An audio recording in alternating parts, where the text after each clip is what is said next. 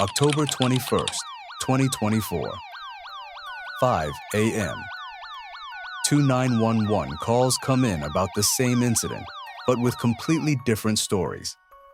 One caller, a 15-year-old boy, claims his younger brother has just murdered their entire family before taking his own life. The other caller, a neighbor, reports an 11-year-old girl at their door, bleeding from gunshot wounds, saying her older brother just killed everyone.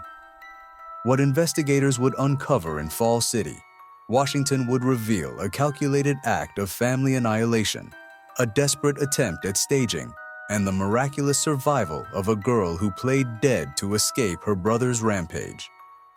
This is the story of the Fall City Family Massacre. Fall City, Washington, a peaceful community nestled in the Snoqualmie Valley, just 25 miles east of Seattle.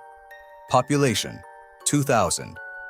The kind of place where neighbors know each other, where children ride bikes down tree-lined streets, where gunshots at dawn could only mean hunters in the distant woods. Until October 21st, 2024. The Humiston family home sat on several acres of pristine Pacific Northwest landscape.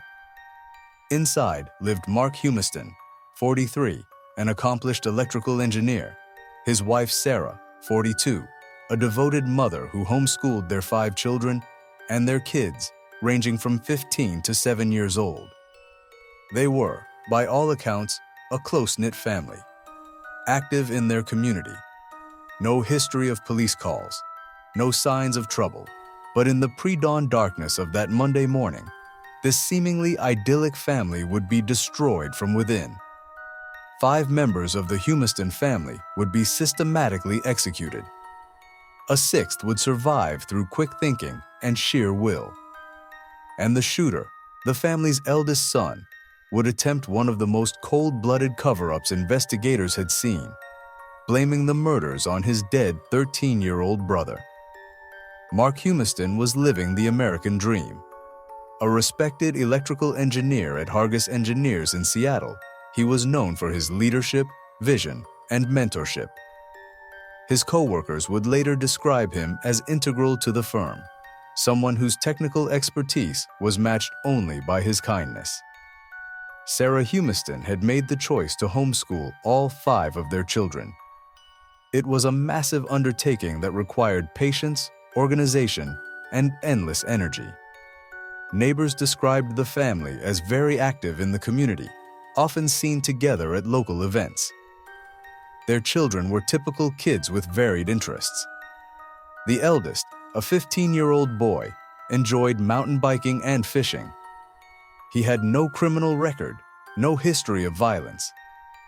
His 13-year-old brother Benjamin was described as a typical young teen. The middle children, an 11-year-old girl, 9-year-old Joshua, and 7-year-old Catherine, filled the home with the usual chaos of childhood. But tensions were building. The 15-year-old had recently been in trouble for failing tests at school. The night before the shooting, Benjamin had been caught looking at pornography, an incident the older brother would later try to use as a motive for his staged murder-suicide scenario. Mark Humiston kept a silver Glock handgun in the home for protection, stored in a lockbox. According to the surviving sister, only one of the children knew the combination, the 15-year-old. The attack began in darkness. The 15-year-old had retrieved his father's Glock from the lockbox. What happened next was methodical and systematic. Mark Humiston was shot in the head. His body would be discovered in the hallway. Sarah Humiston was killed elsewhere in the house. 9-year-old Joshua was shot in the hallway, blood pooling from his mouth as he lay near his father. 13-year-old Benjamin was killed in another part of the house. His body would later be used as a prop in his older brother's staging attempt. The 2 youngest girls woke to gunshots. The 11-year-old peered out her bedroom door and saw her father and 9-year-old brother lying in pools of blood in the hallway. On Monday morning, King County deputies say the victims were found inside their Falls City home. King 5 has recreated the family home based on public records and drone footage. At the bottom of the stairs leading to the daylight basement were the bodies of the father and two of the children. Mark Humiston was shot multiple times. The others were shot in the head, 9-year-old Joshua and 7-year-old Catherine. Further down the hallway, they found 13-year-old Benjamin, and in the bathroom connected to the primary bedroom was the mother, Sarah Humiston. The teen suspect's 11-year-old sister says her brother shot her too, with the bullet hitting her in the hand and neck. She held her breath and pretended to play dead until he left, then used a fire window in her room to escape.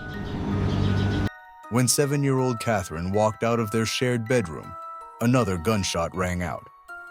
The 11-year-old watched her youngest sister crumple to the floor. Then the shooter, her 15-year-old brother, entered their bedroom.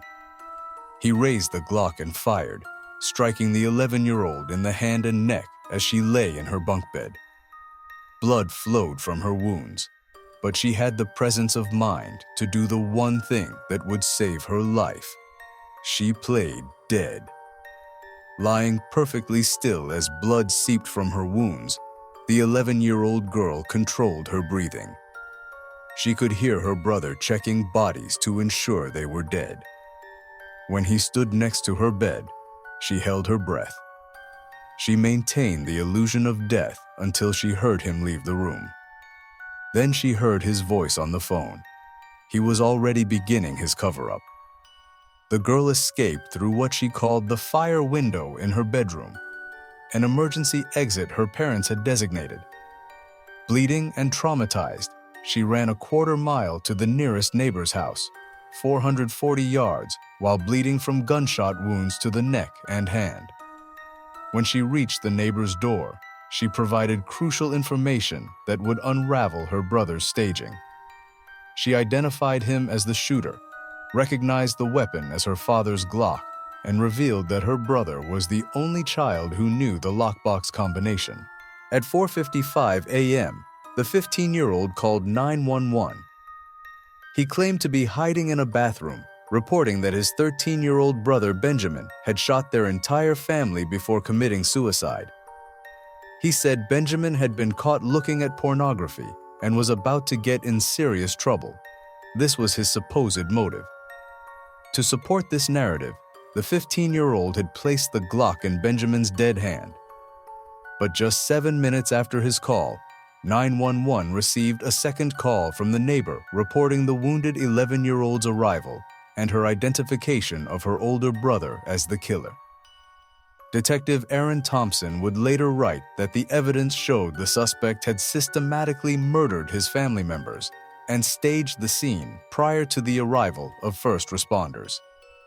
When deputies arrived, they found the 15-year-old in the driveway and detained him without resistance.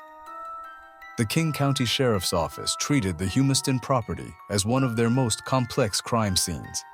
5 bodies, multiple rooms, evidence of staging, and a surviving witness who remained lucid enough to provide detailed testimony. The medical examiner confirmed all 5 victims died from gunshot wounds. 4 had been shot in the head. Execution-style killings suggesting premeditation. From her hospital bed at Harborview Medical Center, the 11-year-old survivor provided crucial details about the weapon, the lockbox, and her brother's actions.